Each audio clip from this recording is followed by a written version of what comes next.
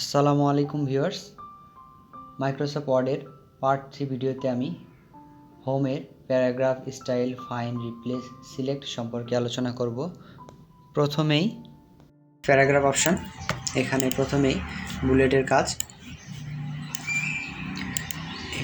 এটা সিলেক্ট করার পর আমরা যদি এটাতে বুলেট দিতে চাই তাহলে সিলেক্ট যে বুলেট আছে সেই বুলেটটা আমরা সিলেক্ট করে দিতে পারি। যদি বুলেটগুলো যদি আমরা কাস্টমাইজ করতে চাই, এই লিস্টে নাই, আমরা নিউ বুলেট অ্যাড করতে চাই তাহলে ডিফাইন নিউ বুলেট। যদি সিম্বল থেকে নিতে চাই, সিম্বল ফন্ট এগুলো থেকে নিতে চাই তাহলে নিতে পারি। সিম্বল থেকে এই বুলেট নিবা। যদি আমার ডেস্কটপে কোনো পিকচার থেকে নিতে চাই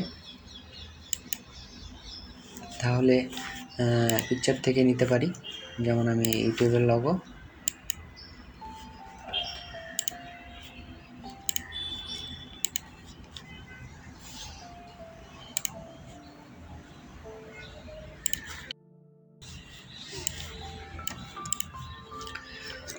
পরবর্তীতে নাম্বারিং যদি সিরিয়ালিটি নাম্বারিং করতে চাই তাহলে সিলেক্ট করার পর নাম্বারিং, এটা টেবিল ফরম্যাটে আরও সুন্দর দেখানো যাবে। এখানে আমি নাম্বারিং করে রেখেছিলাম, এটা মাইনাস করে দিলাম, দেন সিলেক্ট করলাম, করার পর এখানে ক্লিক করলাম, নাম্বারিং হয়ে গেল। নাম্বারিংয়ের বিভিন্ন ফরম্যাট রয়েছে, ফরম্যাটগুলি ইতালিক, ইংলিশ।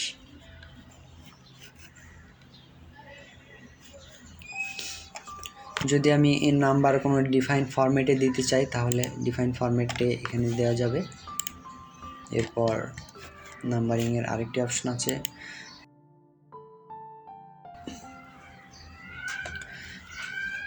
বুলেট, বিভিন্ন design, text, design, heading 1, heading 2, heading 4 ডিজাইনগুলোতে আমরা নাম্বারিং করতে পারবো।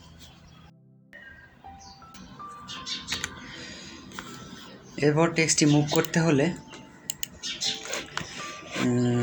যে টেক্সটটি মুভ করব সেটি সিলেক্ট করব, অথবা তার সামনে কার্সার রাখবো। কার্সার রাখলে এই অপশানে ক্লিক করলে ইনক্রিজ হবে, এটা মুভ হয়ে যাবে।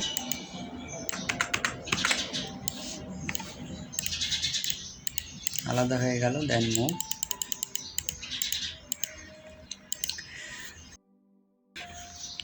Move back. এটার কাজ ট্যাব দিয়েও করা যাবে এবং শিফট ট্যাব দিলে আবার ব্যাক আসবে।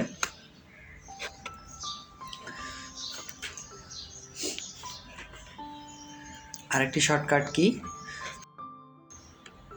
কন্ট্রোল এম এবং কন্ট্রোল শিফট এম দিলে আবার ব্যাক আসবে। এরপর শর্টেজ, টেক্সটগুলোকে সাজানোর জন্য এই অপশনটি ব্যবহার করা হয়। যেমন আমি টেক্সট অপশন সিলেক্ট করলাম, করার পর অ্যাসেন্ডিংয়ে ক্লিক করলে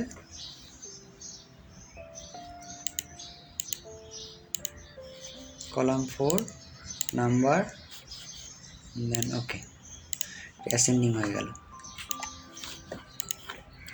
যদি আমি টেক্সটটা সিলেক্ট অ্যাসেন্ডিং করতে চাইতাম তাহলে আবার শর্টেজে ক্লিক করলাম, করার পর দেন এখানে কলাম 2 টেক্সট, ওকে, হাবিব, হাসান, ইমরান, টেক্সট এ থেকে জেড পর্যন্ত সাজানো হলো। এভাবে ম্যারিড আনম্যারিড যদি আলাদা করতে চাই তাহলে সিলেক্ট কলাম 5 অ্যাসেন্ডিং, ডিসেন্ডিং করতে চাই তাহলে সিলেক্ট ডিসেন্ডিং ক্লিক করব, ওকে, সরি এটা কলামটা সিলেক্ট করে দিতে হবে, তারপর ডিসেন্ডিং, এটা হলো অ্যাসেন্ডিং ডিসেন্ডিং। তারপর আসছি টেক্সট অ্যালাইনমেন্ট। টেক্সট অ্যালাইনমেন্টের কাজ, এটা যদি মিডিলে নিয়ে আসতে চাই তাহলে কন্ট্রোল ই দিলে মিডিলে আসবে, শর্টকাট কি কন্ট্রোল ই, আর এখানে ক্লিক করলে মিডিলে আসবে। এবং যদি লেফটে নিয়ে যাইতে চাই তাহলে কন্ট্রোল এল শর্টকাট কি, এখানে ক্লিক করলে লেফটে আসবে। যদি রাইটে ক্লিক করতে চাই, রাইটে নিয়ে যাইতে চাই তাহলে কন্ট্রোল আর শর্টকাট কি, এবং এখানে ক্লিক করলে রাইটে যাবে। এছাড়া আরেকটি আছে জাস্টিফাই। জাস্টিফাই করার জন্য টেক্সটটি যদি আরেকটু বড় করি তাহলে জাস্টিফাই দেখালে আপনারা ভালো করে বুঝবেন, এর জন্য টাইপ করছি, দেন এইটা জাস্টিফাই করব। জাস্টিফাই করলে এটি গোছালো অবস্থায় আসবে। এর শর্টকাট কি কন্ট্রোল জে।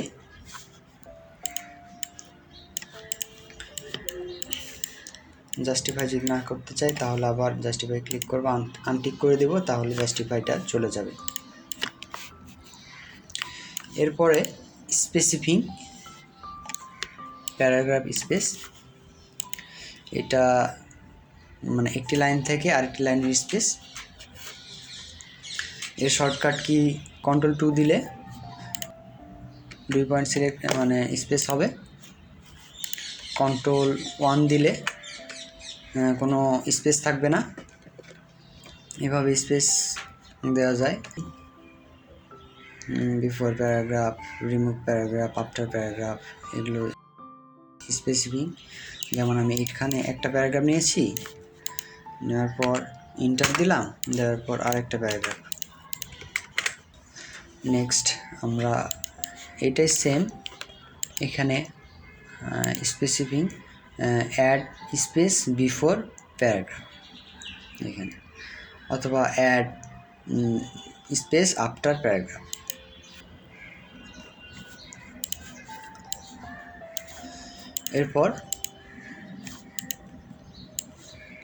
এরপর শেডিংয়ের কাজ। শেডিংয়ে আমরা টেক্সট হাইলাইটের মতো করে সিলেক্ট করব, কিন্তু এটি হাইলাইটের মতো না, কেননা যদি আমরা টেবিলে যাই তাহলে এখানে ক্লিক করে যদি আমি শেডিংয়ে যাই তাহলে পুরো টেবিলটাই মানে কালার হয়ে যাবে। যদি হাইলাইট করি তাহলে শুধু টেক্সটটা হাইলাইট হবে।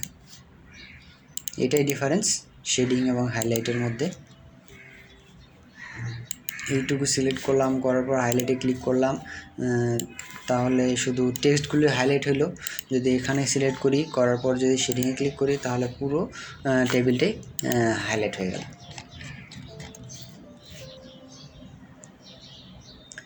এরপর বর্ডারে সাধারণত টেক্সটের চারপাশে বর্ডার দেওয়াকে বোঝাচ্ছে। অল বর্ডার দিলে এখানে চারিদিকে বর্ডার তৈরি হয়ে গেছে,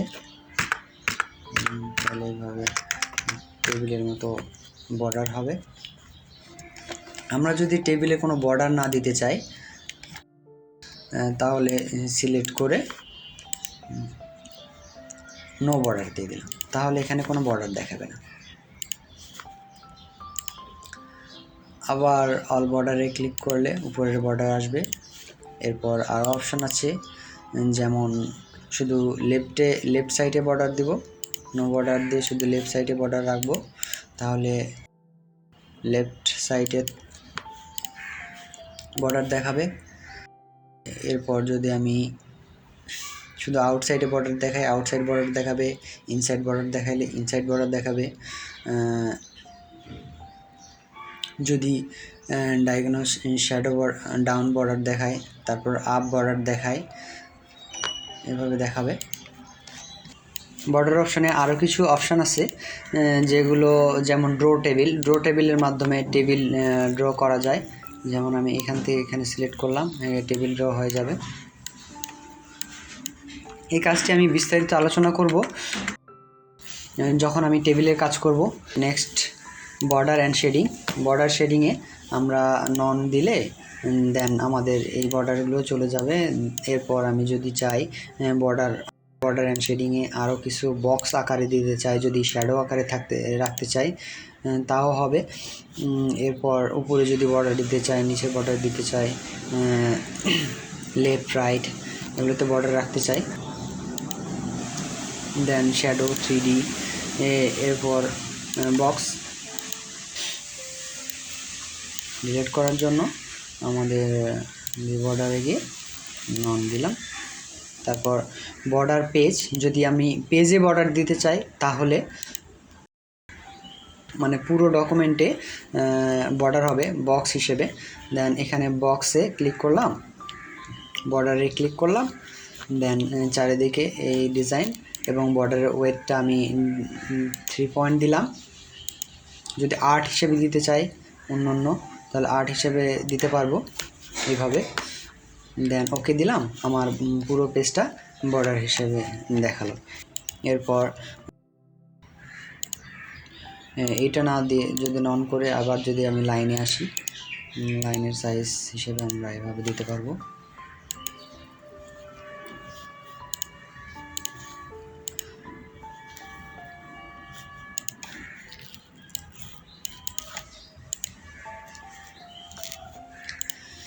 স্টাইলে আমাদের হেডিং স্টাইল, টাইটেল, সাবটাইটেল এগুলোর কাজ। এরপর যদি আমি কুইক ব্রাউন ফক্স এটা টাইটেল হিসেবে রাখতে চাই তাহলে এখানে সিলেক্ট করে টাইটেল হিসেবে দিলাম। যদি jump over the lazy dog এটা আমি হেডিং 1 হিসেবে রাখতে চাই তাহলে হেডিং 1-এ ক্লিক করলাম, হেডিং হিসেবে এটা হেডিং হয়ে গেল। দেন এগুলো টেক্সটগুলো আমি নর্মাল টেক্সট হিসেবে রাখবো, নর্মাল টেক্সট, নর্মালে ক্লিক করলাম, নর্মাল টেক্সট হিসেবে হয়ে গেল। এরপর ফাইন্ড এর শর্টকাট কি Ctrl+F। এখানে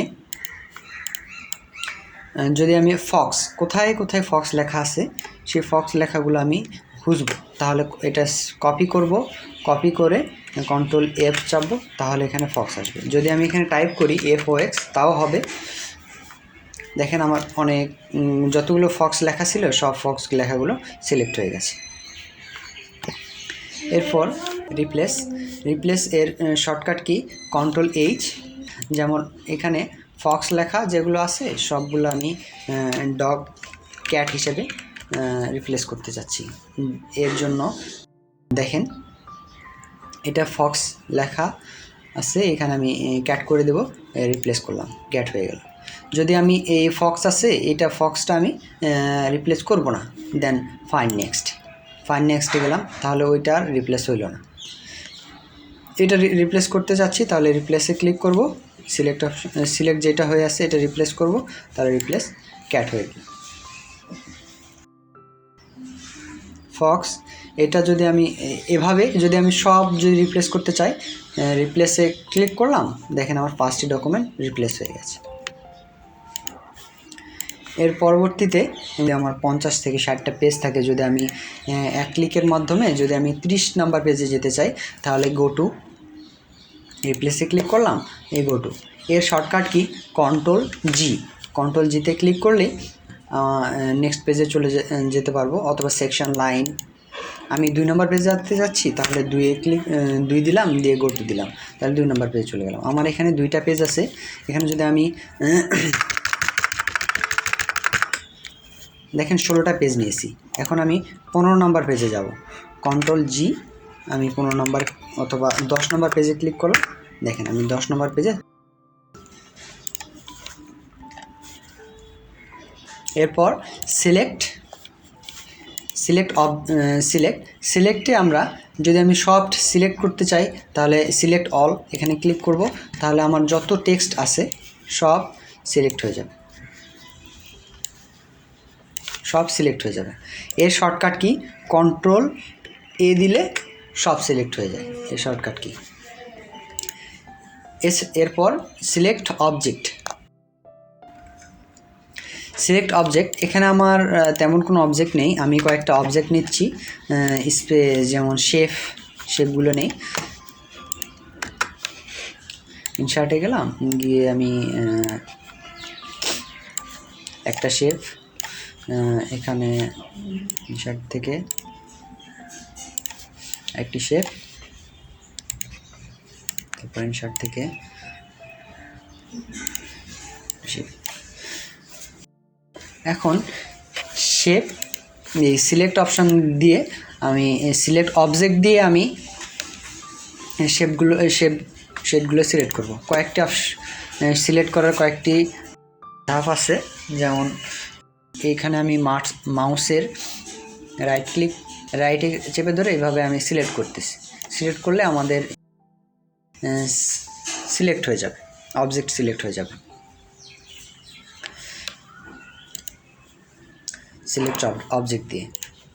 এছাড়া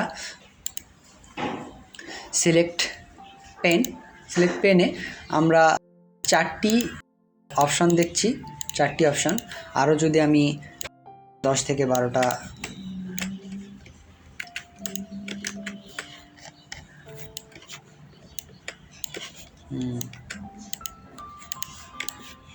অবজেক্ট নিলাম, এখানে 5টা। এখানে আমি এই অবজেক্টটা হাইড করে দেবো, তাহলে হাইডে ক্লিক করলাম, এখানে অবজেক্ট হাইড হয়ে গেল। এরপর এই অপশানটা আমি হাইড করে দেবো, তাহলে হাইড হবে। যদি আমি চাই এইভাবে সিলেক্ট করতে, যেমন রেক্টেঙ্গেলগুলো সিলেক্ট করব, আমি কন্ট্রোল চেপে ধরে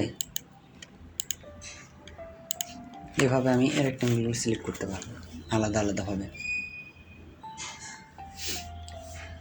সেম আমি রেক্টেঙ্গেলগুলো হাইড করে দেবো, হাইড করা যাবে।